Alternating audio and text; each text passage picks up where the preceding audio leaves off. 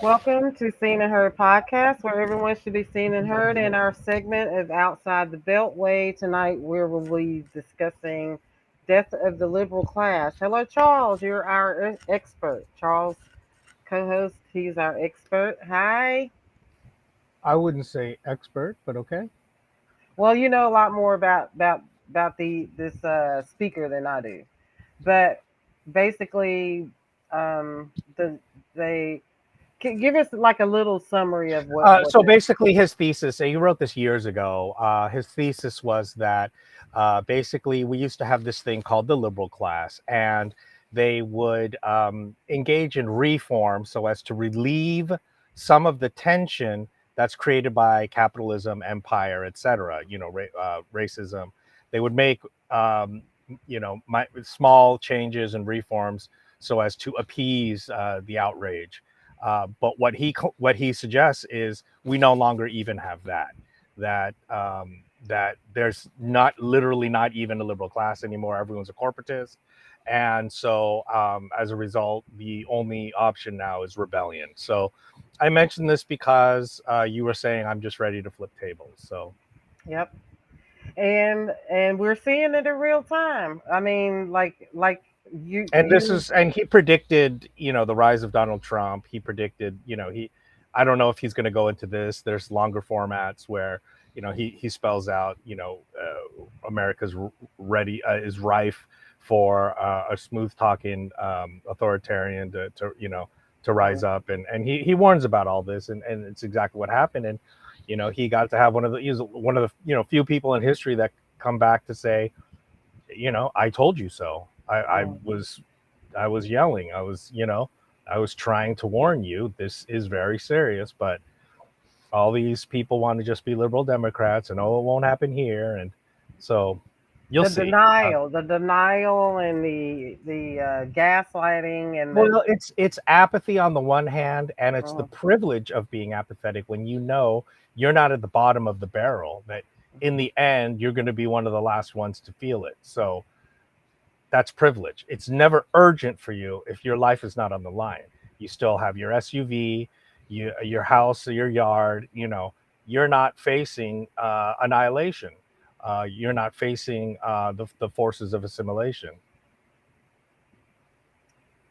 So with that said, we will start this video. See here, it's like 14 minutes. I have it sped up and I have the subtitles on. So I can't wait to hear your thoughts on the other side of this video. So I'm going to start this now.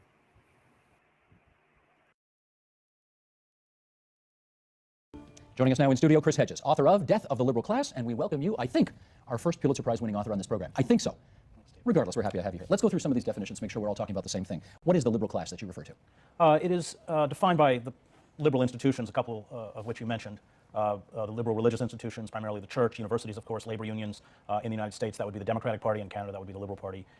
These are institutions which, while certainly compromised with the power elite, often making concessions, which sometimes are morally questionable, nevertheless provided mechanisms of reform, possibilities of change, channels of change within established democratic structures, so that when you had movements of massive discontent, whether that was the Great Depression in the 1930s, whether in my own country, the Civil Rights Movement, the anti-war movement, you had vehicles by which this discontent could be expressed within the system and bring about reform. You want to give a good, maybe a little further example of how these institutions have protected liberal democracies in the past? Well, I think that the perfect example in the United States would be the New Deal, where you in essence had the collapse of capitalism, and you had, and Roosevelt was not a radical figure. He was a figure, there were radical movements. Of course, the Communist Party was fairly strong up until the end of the 1930s in the United States. You had radical unions, the CIO, and in many ways what Roosevelt did was step in on behalf of the capitalist class to save it. That would be a perfect example of how liberal institutions have a kind of modus operandi with a business or a corporate elite. And you know who agrees with you on that? Conrad Black, who wrote a glowing tome about Roosevelt. It's always for you the Democratic Party and never the Republican Party that does this. How come? Well, traditionally, although this has changed, the Republican Party represented the interests of the more moneyed and conservative elite. The Democratic Party, at least until the presidency of Bill Clinton, cared about the interests of the working class, as well as the underclass, those people who needed welfare, social support systems. That changed, and quite consciously. in the 1990s when the Democratic Party, led by Clinton, realized that it too could serve corporate interests and take corporate money. And by the 90s, the late 90s, the Democrats had fundraising parity with the Republicans in terms of corporate money. And then by the presidential election, which saw Barack Obama soon office, they got more. But of course, they had to do corporate bidding. And that meant betraying the very liberal values that traditionally were part of the party. So we had NAFTA, we had so-called welfare reform, we had the deregulation of the banking system, which you've not done in Canada, and that we're now seeing over 100 bank collapses a year, huge zombie banks like Citibank. We're now going through a massive mortgage fraud crisis. And all of this was put in place not just by the Republicans, but by the Democrats. It's interesting, though, because when you look back at the 1990s that you've just referenced, Mr. and Mrs. Everyday America remembers that as being a very good time for them, not just for the interests you're decrying, but the budgets were balanced, services were good, people had jobs. There seems like there's a disconnect. I know you've got a real mad on for Bill Clinton. There's no question that comes through. But don't Mr. and Mrs. Everyday Front Porch have a bit of a love on for Bill Clinton right now because they think he did defend their interests during good times? Well, that's the popular perception, but it's just factually not true. Even in my own business, I was working for the New York Times, the deregulation of the FCC, which has resulted in, essence, a half dozen corporations, Viacom, Disney, General Electric, Rupert Murdoch's News Corp, controlling just about everything at this point most Americans see, watch, or listen to. And that was all Clinton. Let's not forget that real wages in the United States have been on a steady decline since the early 1970s. And what sustained a level of consumption and a lifestyle was credit. And now with the banking collapse, that credit has dried up. That the jobs that we lost by the destruction of our manufacturing base are not coming back. Lawrence Summers, the economic advisor in the Obama White House, and of course the Treasury Secretary under Clinton, who orchestrated much of this deregulation, tacitly admits this when he talks of a jobless recovery. So we are now reaping the consequences of a series of policies which served a corporate oligarchy or a corporate elite at the expense of what at this point has become a disenfranchised working class. Let's talk about one of the other pillars. You say the mass media is letting us down, and I wonder what won't the media write about that therefore is not serving our liberal democracy well? Well, I think, unlike Canada, we have to make a clear demarcation between the electronic media in the United States and the print media. You still have, and you're an example of this, serious programs on electronic media that's all been obliterated. Our public television station has been utterly gutted. The last show on there that dealt with issues of power, Bill Moyers, a journalist, now been taken off the air. Bill's retired and not been replaced. And so we have, in essence, there's been an utter corruption of journalism on the commercial networks. It's all celebrity gossip and trivia and tawdry soap operas built around politicians and their love mistresses or Tiger Woods sex tapes or whatever. And in the print media is, of course, dying because that traditional role of newsprint, which connected buyers with sellers, has been obliterated with vehicles of electronic information or the dissemination of information that no longer gives them a monopoly. And so they have become even more craven. There's always been within, and I spent 15 years at the New York Times, I think a too comfortable relationship on the part of major news organizations like the New York Times with the elite. I mean, so much of what they build their status on is accessibility. And of course, during the Bush administration, they had plenty of accessibility to the Bush White House, but they ended up essentially disseminating the lies that were used to justify the Iraq War. Or we can look at the financial meltdown, which the newspaper utterly missed, despite a very robust business section, because they relied for their information on Robert Rubin at Citibank and the heads of Goldman Sachs, instead of going out into poor neighborhoods where subprime mortgages were being shoved down the throats of people who the banks knew could not repay. We talked Bill Clinton, let's talk Barack Obama. Barack Obama, in the not quite 2 years he's been president, has brought in an unprecedented health care package. He got a massive stimulus package through the Congress, a financial deregulation package, re-regulation package. Is he rebuilding the pillars in a way that you would find favorable? No. I mean, Barack Obama has been a disaster. Let's take the so-called healthcare reform bill, which is about $400 billion in subsidies to the for-profit healthcare industry. In essence, it is the insurance and pharmaceuticals equivalent of the bank bailout. But let's talk about the bailout that you mentioned. The problem is that all of that money went into the hands of financial speculators who caused the problem to begin with, who are not lending the money. There is no credit. And we have liberal economists, including Paul Krugman at the New York Times, who keep saying, well, we need another bailout because we have to give money to create jobs. Another stimulus, you mean? Yeah. And it's not going to happen. No. So we lost our chance. And I think Barack Obama has proved feckless and weak.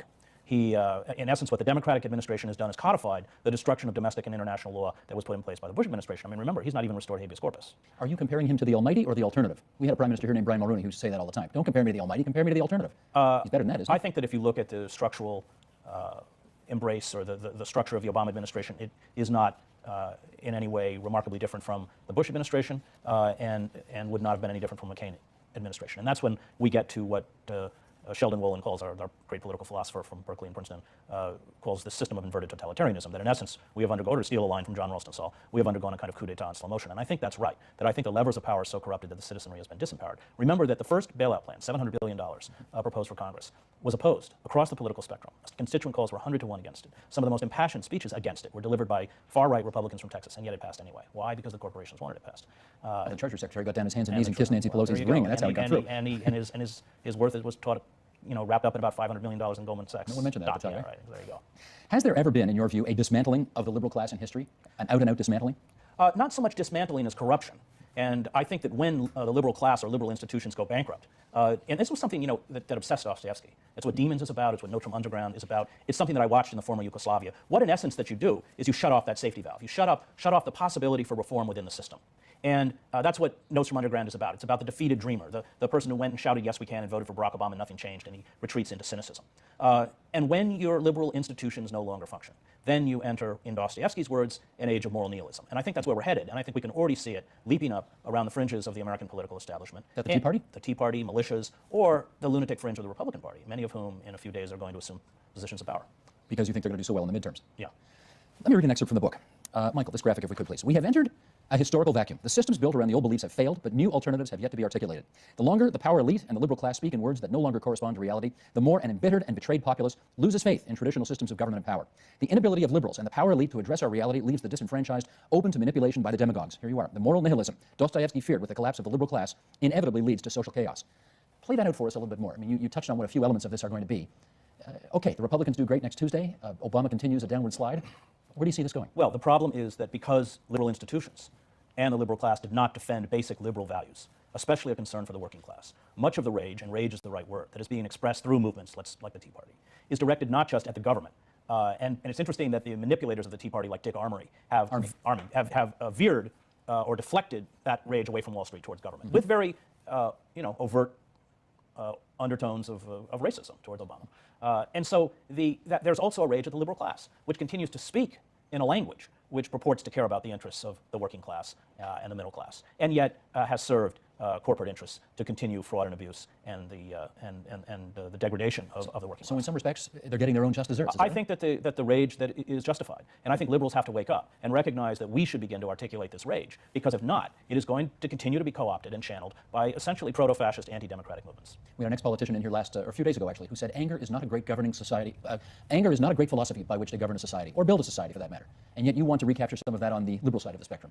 I think that we have to begin to understand what we've done to our dispossessed working class, and that it is incumbent upon us, if we care about our democracy, to re-enfranchise these workers back into the economy. And if we don't, we are going to end up with a neo-feudalistic or an oligarchic state. And look, you can go back and read Plutarch and Thucydides. You cannot maintain a democracy in an oligarchic system.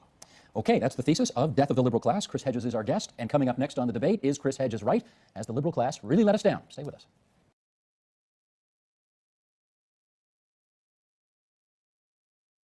So, welcome to Congress 212. one thing I wanted to add was that all that started before Obama, not being making excuses for him. And of course, yes, he, as a politician, he did not fight back or push back on those issues, but that started before him. And then he said that. He said it. He's saying that he didn't change anything from the Bush years. Yeah, right. And then so today do you know who Sheldon Whitehouse is? Yeah, the congressman. Yeah, so he's always he's trying to fight the dark money that has infiltrated the Democratic and the Republican Party. So he's trying to he basically he has a file on the Supreme Court. He's doing his part. It's him and the other lady that has the whiteboard, and she puts up the little whiteboard and writes down all receipts and stuff. But so he's trying to battle the dark money that is operating the that was already supposed to have taken care of. That's why it's not going to work. Well, I mean, like seeing the state of everything right now, like I said, it's him and maybe two other people. Yeah, and they're not going to get any support. Yeah, that's the thing. That's the thing. Like I see him he's trying, but there's no real support. It's like what you were telling me about my congressman Adam Schiff. You know, he's going to put forth these progressive proposals so they can look like they're doing something, so they can say this is what we stand for, knowing damn well it won't go through, because when they were in control of Congress, notice how they didn't propose it then. Right. So right. because the worst thing for them would be that it actually goes through, and then they lose their funding resources. Mhm. So they only want to be able to play the role of the good guy, but never actually do the bidding of the people, And because I actually told somebody that it's like they're playing good cop, bad cop. that's it. Yeah. It again, when they were in control. I mean, he just talked about the first 2 years of Obama, when he had Mhm. Congress, the Mhm. presidency, they had everyone. Right. What did they do? They didn't Nothing. codify Roe v. Wade. They didn't do anything. And then all of a sudden, when there was that huge shift, and Congress went all red, now all of a sudden, oh, it's their fault. They're the ones that are blocking it. Mm. Well, what'd you do those first 2 years? Had It, you had they used that majority, mm. and swept through all of those reforms? Just again, I'm not telling them to be perfect. I'm not telling them to be super progressive. I'm just telling them, Right. fulfill your actual campaign promises. Spend Mhm. those 2 years fulfilling your actual promises. There wouldn't have been a red shift. It would have been blue forever. The Republican Party would have went extinct. But again, they Th- couldn't do that because Obama was never what he was saying he was going to be in the campaigns. He their had, lack of matter of fact, urgency. mhm, Yeah, their lack of urgency just proved to me that they were just in it for the stock buybacks or yeah. the investments. Mhm. So I think there's a part two to this show where they do continue. But anyway, as you can see, what the tone of that is. Looking towards Congress, looking towards what Washington D.C. is really kind of pointless. Again, I think it's very important that we focus on creating capacity within our local communities, Mm. working working on the ground, creating relationships of mutual aid, creating resilience within our own communities. Building a garden, all these kinds of things. And sadly, waiting for the inevitable collapse. It's sad, but they are not going to stop it. They can't. If they wanted to, they couldn't.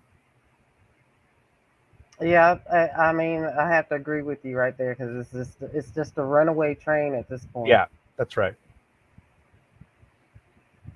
And when it started off, like right, it's kind of teetering. It was teetering. We were all in a vehicle with just two working tires. It's like the other two tires are flat. You cannot drive a vehicle with only two tires. Now it's just a runaway, and it's Well, I mean, I don't know for you when this started, but it started with Reagan.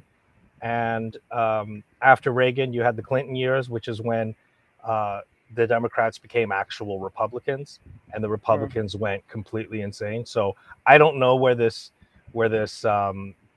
back when things weren't so bad moment was. I mean, my whole lifetime has been lived in the same oligarchy. So it's just gotten more extreme, and they've coalesced more power. I don't know if I'm not sure what. I mean, you realize that Reagan was far to the left of any Democrat we've had. Reagan was to the Reagan. left of Clinton. Yes, he had immigration amnesty. He granted amnesty to millions of undocumented aliens. You look at his policies, as and he does signal the beginning of the end. But Mm, compared to where Clinton ended up, Reagan never would have dreamed of accomplishing what Clinton did. So the golden pillars of the Republican Party prior to Clinton was to get rid of welfare, what they call welfare reform. I call it welfare deform, right? mhm. They wanted to get rid of Glass-Steagall, right? uh, the final thing that Republicans wanted was to get rid of Social Security, and it turns out that Monica Lewinsky saved us from losing Social Security, Yeah, I because remember that. him and so it turns out that he and Newt Gingrich were in secret meetings to get rid of Social Security, Mhm. and the day they were going to announce it, the Monica Lewinsky scandal happened. So this came out in a book about 5-6 years ago, where historians look through some internal records and realize that Monica may have saved us from that. But so the Democrats accomplished all those things that Republicans would have never gotten away with. NAFTA, Glass-Steagall. So all the things that Republicans were going for that actually during the Reagan years, Democrats opposed. They opposed getting rid of Glass-Steagall. They opposed NAFTA. They opposed getting welfare reform. They opposed, stiffer sentencing, etc. And then who got it accomplished? Bill Clinton. A Republican would have never gotten away with it. So Right. again, where was this golden era? Tell me, I don't know. Oh, I didn't. I haven't seen the golden anything. I was trying to find that second part, but the other part that came up after that first video that we just Well, saw was like, that's just autoplay on your algorithm for YouTube. It's not going to necessarily give you the second part. You can. yeah, it was an hour long. Yeah, that one was. It wasn't the same one, but that's okay. We could save that for like a part of, because we're going to keep doing this segment where we're talking about Yeah. organizing, the call to action. We've got to start organizing. Um, this camera. Give us some tips, Charles, on what we could do again. The gardening. Um, Yeah, I mean, try getting. to create as much security as you can. Learn to, filter your own water. All you need Mm, is, charcoal, sand, things like that. If you can dig a well, do that. Get your own gardening going. Create your own. Just try and be as self-reliant as you can. Uh, um, uh, and learn to cooperate with other neighbors. mm. Network with other people Learn, that. yeah, Mhm. right. Learn about biodynamics, permaculture, um, transition towns, intentional communities.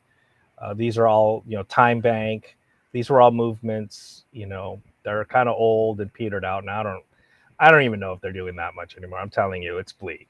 I just, people have given up. There's just, you know, And that's another thing too, because I think with all these, especially with all of these back to back shootings, that has stunned like everybody's nervous system. Although, there are people like us that are, I am not going to let it numb me. I'm never going to be accepting of it. It's not ever going to numb me. well, All it I does don't is watch just, the news, so mm, it's not affecting me. I'm not saying it's okay or it's not a big deal, but it's, again, it's a part of that media cycle. The if it bleeds, it leads. Um, you know, it's indicative of basically incel culture, right? It's mm, white male rage, it's incel culture, it's resentment, it's it's all these unhealthy things that we're talking about. So I don't watch the news, and that's precisely why, because it's depressing. It makes you feel helpless. uh, it makes you feel powerless. So I just try and the way I try and stay positive is not by Pollyanna, being Pollyanna-ish, or was it Pollyanna? Yeah. Anyway, but rather um, focusing on learning my own capacity. mm. You know, so one thing I think I need to look into is learning how to do basic circuitry. Like electrical wiring, things like that. Learning to build batteries, things like that. Um, just I've to be actually able to. learned how to make like the green onions in the yard that you dig up. I pull up the green onions and I've made like um sauce sauces with it before I get cut the grass. The green onions, the wild green onions that grow in the yard. Mhm. Yeah, I'm like learning how to make dishes Oh, and stuff like okay. that. I don't know how to. Yeah, that foraging. I don't think we have wild onions out here. Maybe that's something you guys have. I don't know if we have them. I've not seen them. But basically, kind of learning how to cook with what you got because Mhm. there's going to come a time where it's not going to be so convenient. Well, depending on how rural your area is, you Hmm. can also look into edible forests. So, um, if you're in a rural area, you can start building edible forests where you scatter specific foraging potential plants throughout your local forest. So there's that. Um, I guess yeah. the little thing in my backyard where the deer live, it could be considered like a little forest. It's like a Good. Well, that's exactly right. So yeah. you could Google edible forest and or YouTube or whatever, and yeah, start working on creating a little forageable area back there. In my garden though, I have to get you down here so you can help me with that. Yeah, And you got your own room. But I I got know. like this section like right where my bathroom window is. It's like that's where I had my Hmm. garden before. I even had watermelon I was growing out there, but Hmm. so I Hmm. want to fix that area up. Hmm. So that's our call to action, everyone. And that's going to be it for tonight's show. And we are going to do another segment on this. We're going to keep talking about um, how, you know what, we might as well make it kind of like a survivalist type thing, too, so we could give Yeah, people sure. tips because um, anybody that's paying attention can see what's happening like in real time. It's crumbling, the empire is crumbling, and we have no adults in the room, and Yeah, that's just being as nice and diplomatic as I yeah, can possibly be. We have no adults in the room, so right. we're on our own, and Hmm. now we just have to depend on each other because Yeah, nobody's coming. The cavalry is not coming to save that's us, right. so That's that's right. all we got. So if you like our show, again, thumbs up the video, leave your comment, like, share. Um, Support us with a donation if you can. And here we have merch. So we get a percentage of all the sales. There's an example of one of our mugs. And Charles, thank you for joining me. We're going to meet again tomorrow so we Sure. can start Thanks. doing our little survivalist show because, like I said, we we got all we have is each other. That's it. So we'll see you later, everyone. I have to Bye get a bye. new camera. Okay.